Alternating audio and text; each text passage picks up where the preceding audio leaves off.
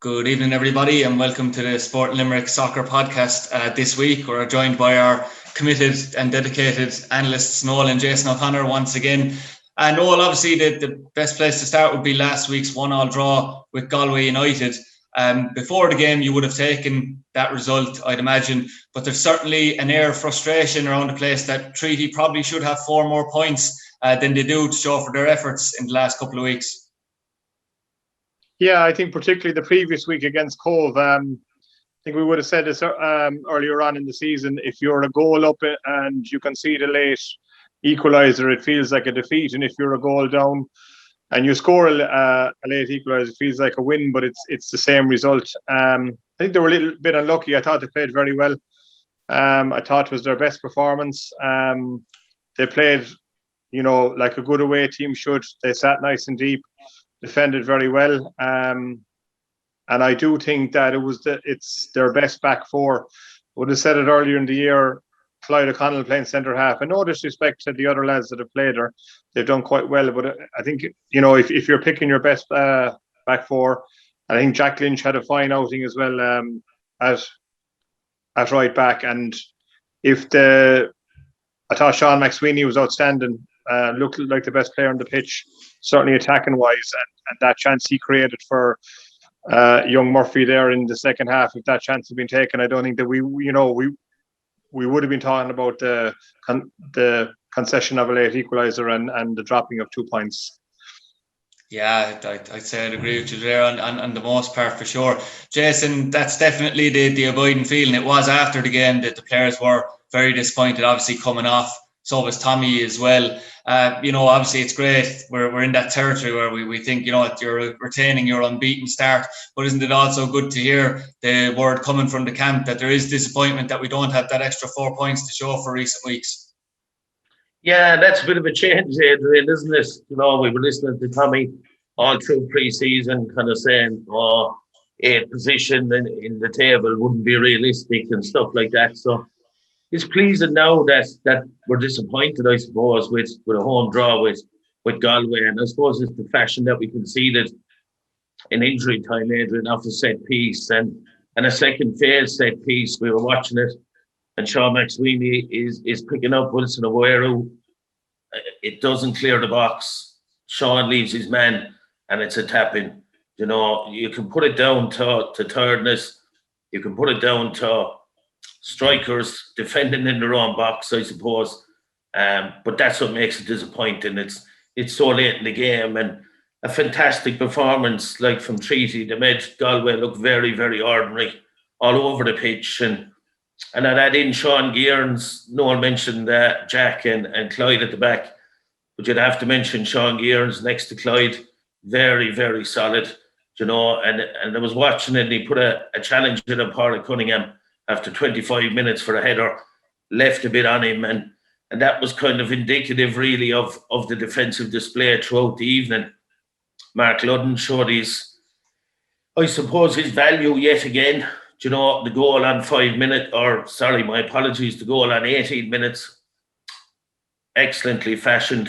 Clyde playing the ball into the middle, and we can see Joel leaving his perch on the wing, coming in central, taking control of the ball and turning and looking to play forward, and that's the trigger for Mark Ludden. And as we watch it, Mark makes the break from left back.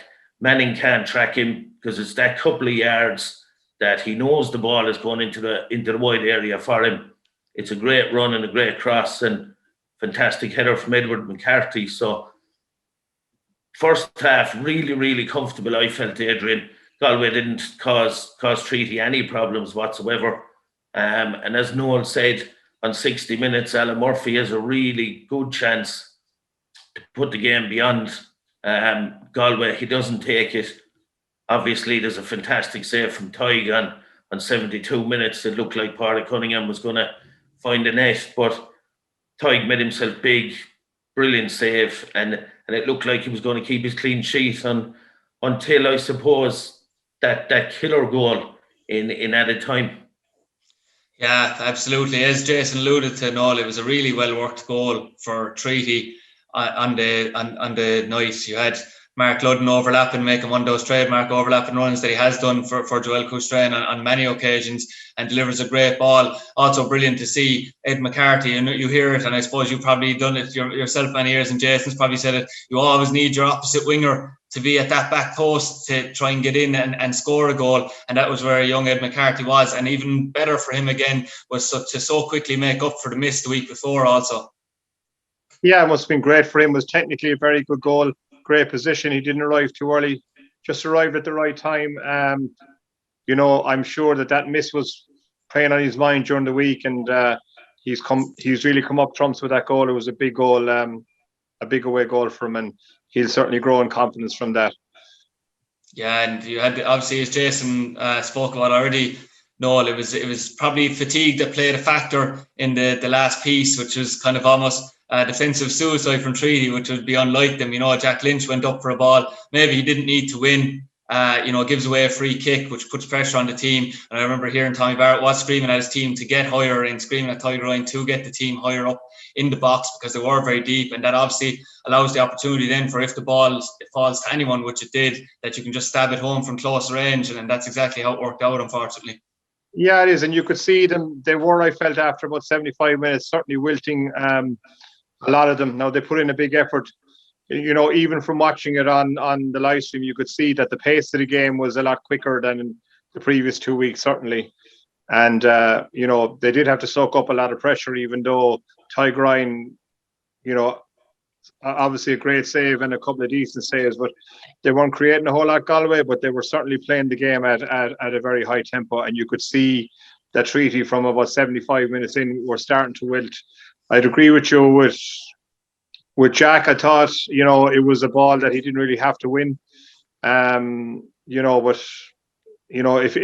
if he's come and clean that ball up and win it in the air, it's great. And in hindsight, it's easy to say, if you just sit in and you don't have to in it. And I did think that they were miles too deep as well.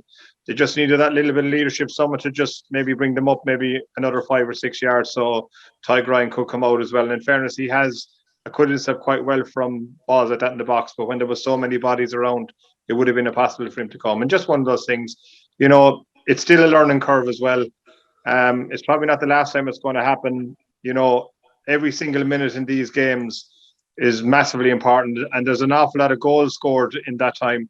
We only have to look at the Premier League and see the couple of late goals that Shamrock Rovers got in the last 2 weeks, where instead of getting 1 point, they've ended up with 3 in both games by scoring goals deep into injury time.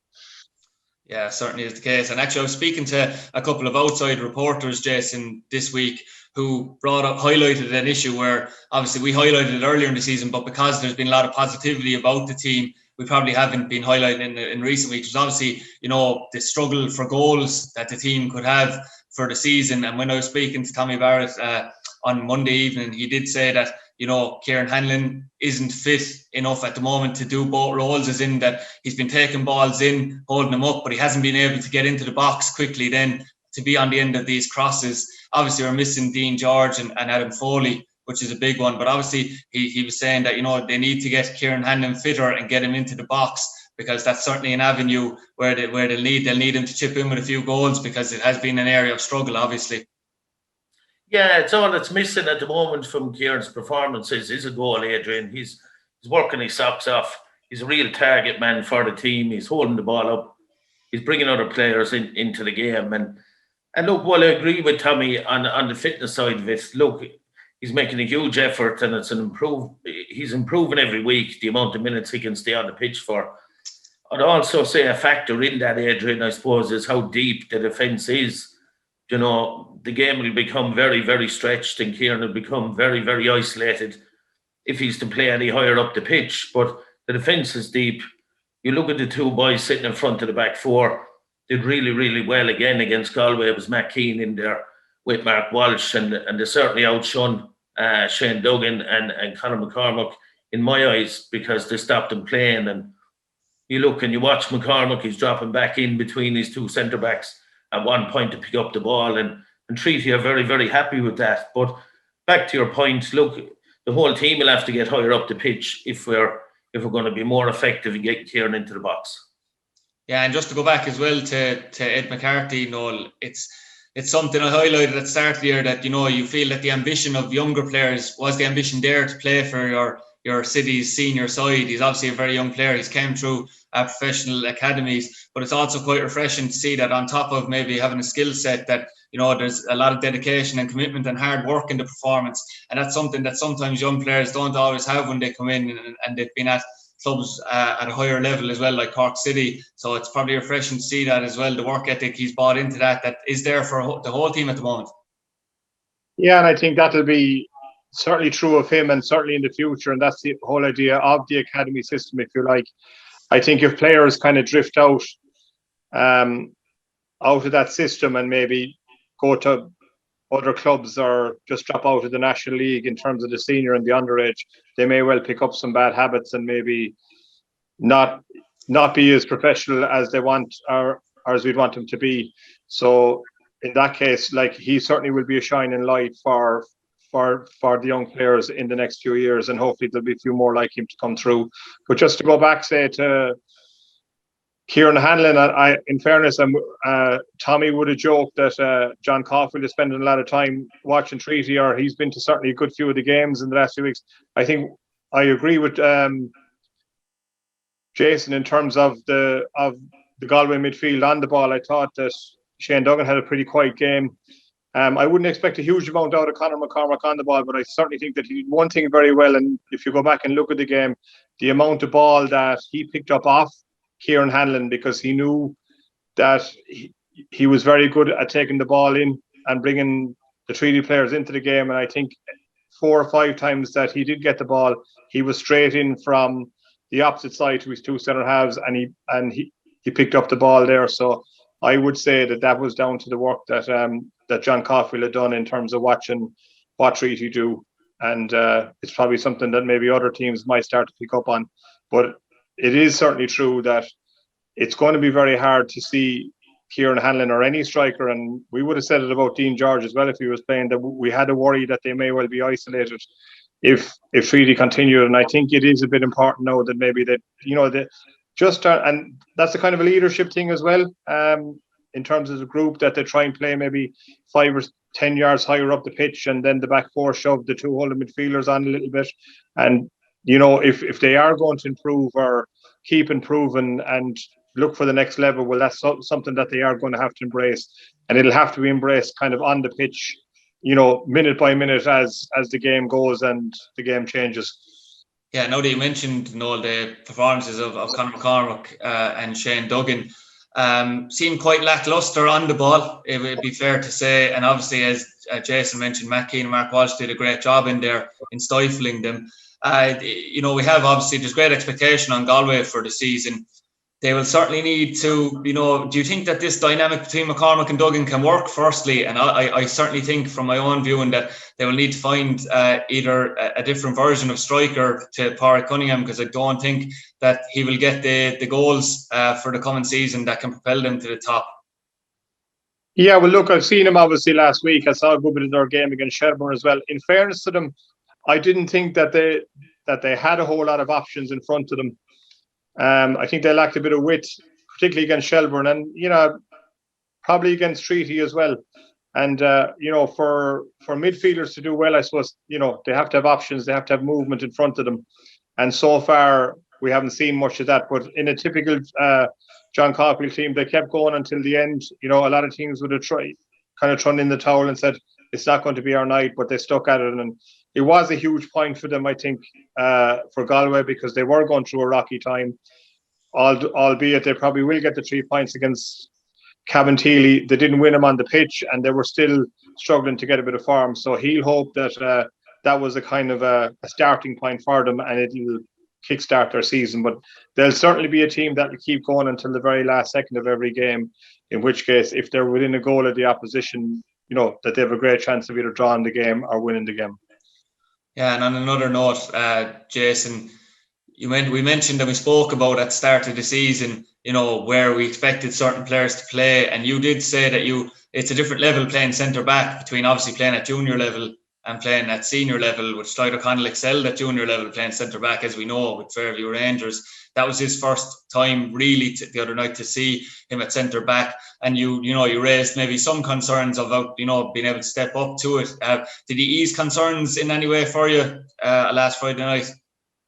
He did. He dealt with the direct play from Galway very well, but his diagonal passes were excellent, Adrian, as well. And both him and Sean Gears, both of them hit diagonal passes a lot during the evening. And that was refreshing to see, because it's important that we move the ball out of that defensive third, as I said in the past. Yeah, look, Clyde, big, strong lad, good in the air.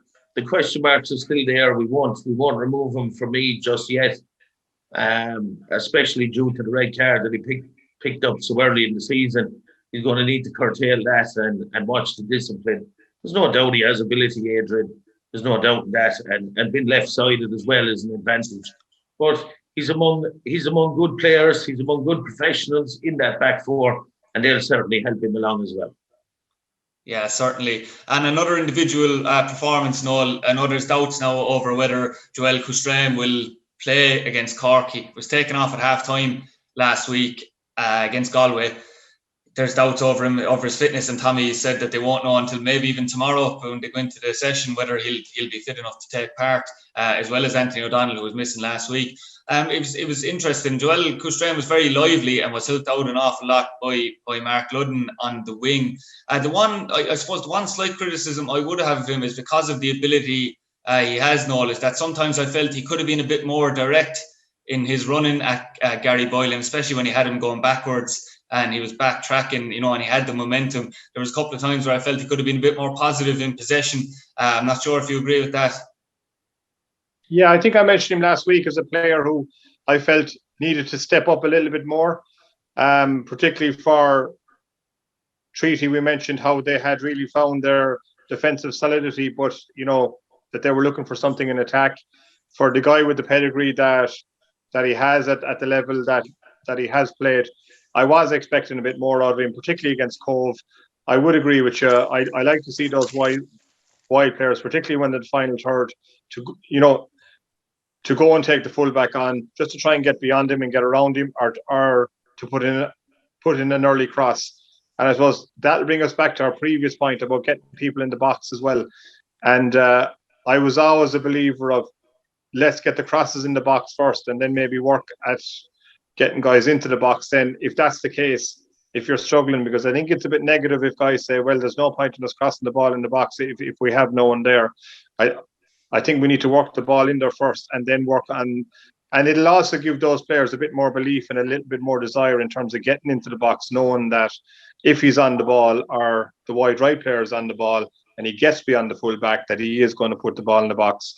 And I think it's probably something that we need to see. But I would agree with you in terms of, I just expected a little bit more out of him. Now, if he is carrying an injury, I think it's fair enough to say there's hardly much point in bringing him on or starting him in a match if there's a little bit of a doubt about him, and then having him, to come off at halftime. I think because it's such a long season, they might be as well off just to be sure that the whole thing is cleared up and we don't have any doubts about him, and that when he is picked, we're expecting him to play for the full game, and we're not talking about, well, we weren't sure was he quite fit, or, because we want to judge him that he is 100% fit, and that he's able to give his all for the full 90 minutes if he's picked to start the game. Yeah, we move on now to that Cork game on Friday night, Jason. Obviously a massive game. Would it be fair to say that it's the perfect situation for Tommy Barrett and Treaty? You go into the game unbeaten. Cork are coming into the game off 3 defeats, almost a no pressure situation. Again, they can really go out and attack and try and win now at home. They can, Adrian. They'll be looking forward to this, and never a better time to play Cork. The only worry, I suppose, is the couple of injuries that Treaty are carrying. Anto O'Donnell was a groin, and Joel looked like a hamstring. So we don't know if they're pulls or they're just strains, but you're beginning then to look at what's outside of the first 11, and are we going to have the quality to come in, and are they going to understand the system, and are they going to manage, I suppose, the work rate that the starting 11 has put in over the last couple of games? But they'll be looking forward to it. There's no doubt about that. Cork haven't started the season well at all. I'm sure there'll be pressure on Colin Healy. They were beaten 3-1 by Shells, obviously, last weekend, and Jack Walsh was sent off, so he'll obviously miss the game against Treaty. And there's also a doubt as well over Stephen Beattie. So if he was to miss the game, then it'll certainly be a positive for Treaty. But it's a game we'll be looking to win. We kind of predicted draws over the last couple of weeks, but Cork coming to town, no greater incentive for the lads, and I'd expect a home win, Adrian. Yeah, I forgot to give you your fair dues. It was a rare correct prediction from both of you last week about the Galway and Treaty game and the draw that you predicted beforehand. But it's going to be a tough game. Every game is going to be tough, as Tommy Barrett keeps reminding me in the interviews for Treaty. But the quality is there for Cork. They do have a lot of quality players. You'll be hoping they don't click, because obviously they haven't clicked so far this season. You do have the likes of Garrod Morrissey, Cian Coleman, Dylan McGlade, and the likes, obviously Stephen Beattie if he plays, among other young players like Alec Byrne in the squad. So it is a case of we will hope that their poor run continues, because you feel like it can't continue. The losing streak can't continue for that much longer for Cork, to be fair. Yeah, and I'd be thinking that, like, I think there's a bit of expectation now on Treaty. It's probably the first game that they're going into where people are looking, saying, they're probably favourites to win it. They've gone to one of the championship contenders and got a great away point last week. As you said, Cork have lost 3 in the bounce, and there'll be an expectation on Treaty to win that game. And the mindset is so important. I watched Colin Healy's interview after the Shelbourne game. I thought he was fairly cranky enough about what happened, and I would expect him to come to Limerick and give it a real go. And okay, they lost last week 3-1. They could have gone 2-0 up when Garrod Morrissey hit the post from a corner. Shelbourne equalised, and then Cork had a man sent off. So, but it wasn't until the 92nd minute that Shelbourne got their third goal. So there wasn't a huge amount in it. And well, I think that Shelbourne are the outstanding team in it. So they certainly didn't collapse.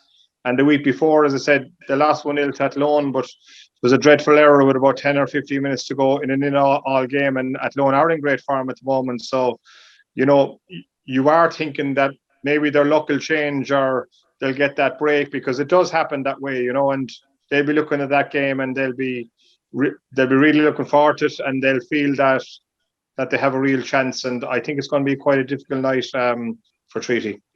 Yeah, Noel is right there, Jason, really, isn't he, when he speaks about the fact that there is a different level of expectation now, because in the first 4 games, all of the first 4 games effectively, we were kind of saying like we were expecting very little in terms of results out of the team. It was all being played down. It's not the case now, as Noel said. There is a bit of expectation there with Cork in poor form, and that is massive, because the team has worked on a kind of an underdog status for the first 4 games. They've really worked hard as if they had a point to prove, and that kind of small shift in mindset where, we might be favourites going into this, that can change things. It'll be interesting to see how they deal with that as well, I suppose.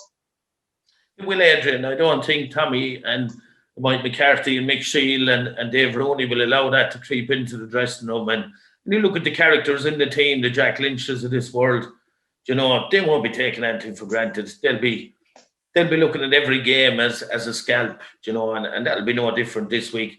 It'd be unfair of us really to put Treaty as favourites, but personally, based on the performances I've seen, they'd be good value for a win.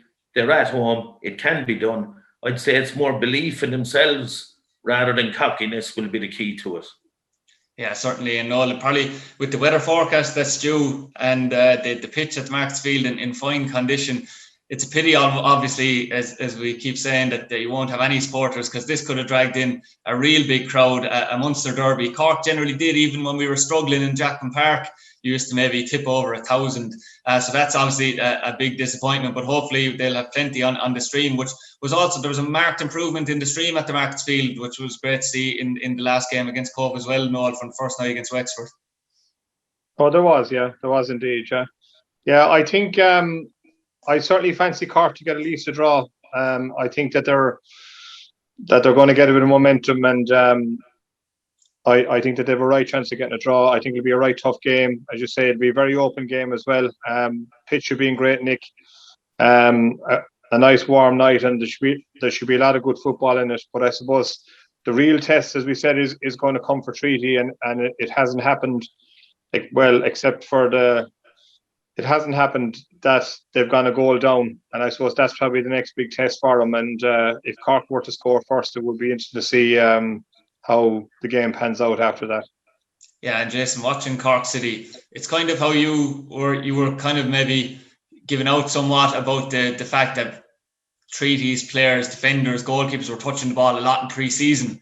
It's maybe too much. I watch Cork, in spells, and they do like to play maybe a bit of total football in some areas and have overplayed it in certain areas, which, Treaty will obviously maybe allow them to do, but, they're coming to Marks Field now, which is a perfect pitch for them to do it on Friday night. So I don't expect Colin Healy to change that, and I think their midfielders will look to dominate that area of the pitch anyway on the ball.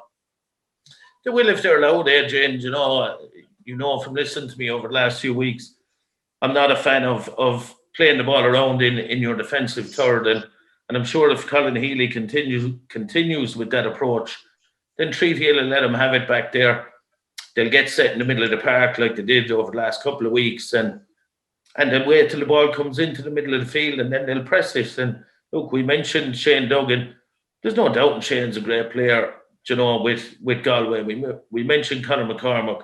We spoke about Brandon Kavanagh and the players that Bray have that can express themselves given time on the ball. But Treaty haven't allowed anybody to do that as of yet, Adrian, and I don't expect that to change on Friday night.